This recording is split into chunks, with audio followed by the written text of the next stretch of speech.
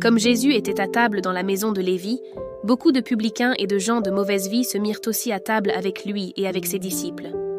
Les scribes et les pharisiens, le voyant manger avec les publicains et les gens de mauvaise vie, dirent à ses disciples : « Pourquoi mange-t-il avec eux ?» Jésus leur dit : « Ce ne sont pas ceux qui se portent bien qui ont besoin de médecins, mais les malades. Je ne suis pas venu appeler des justes, mais des pécheurs.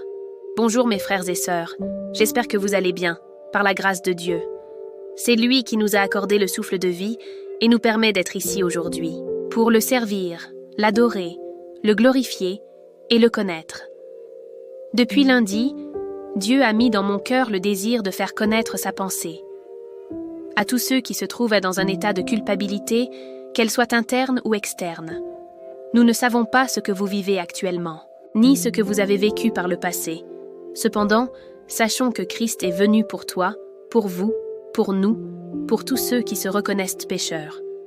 Moi, je me reconnais, afin que quiconque croit reçoive la paix de Dieu, celle qui ne trouble point le cœur. Cependant, si après avoir reçu Christ dans notre vie, notre cœur demeure troublé, sachons que cela est l'œuvre de l'accusateur, dont le but est d'ébranler notre foi en Christ.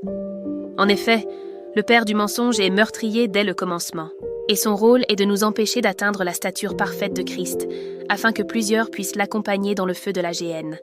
Mais il ignore que Christ a déjà vaincu, et que la volonté de Dieu s'accomplit toujours, quoi que l'on fasse. Je ne connais pas les combats que vous menez dans votre fort intérieur face aux accusations du père du mensonge. Toutefois, sachons que la foi est notre bouclier, avec lequel nous pouvons éteindre tous les traits enflammés du malin. Or, nous savons que la foi provient de la parole de Dieu. Ainsi, la parole de Dieu est la source de notre restauration, si nous désirons réellement être transformés par Christ. Ce n'est ni l'intelligence humaine, ni la connaissance théologique qui révèle ces choses, mais bien l'Esprit de Dieu. Celui qui comprend selon l'Esprit est celui qui a soif de la vérité.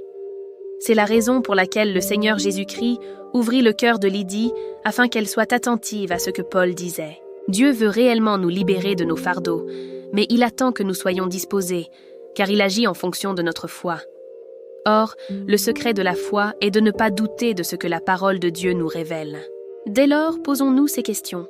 Combien d'entre nous doutent que les miracles que Dieu a opérés dans sa parole se produisent encore aujourd'hui?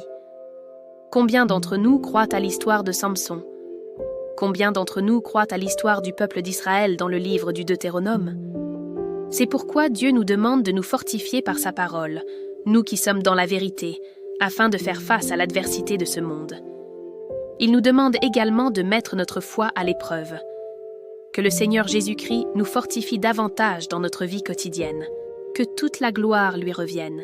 Que personne ne méprise ta jeunesse, mais sois un modèle pour les fidèles, en parole, en conduite, en charité, en foi, en pureté.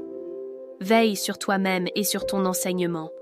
Persévère dans ces choses, car en agissant ainsi, tu te sauveras toi-même et tu sauveras ceux qui t'écoutent.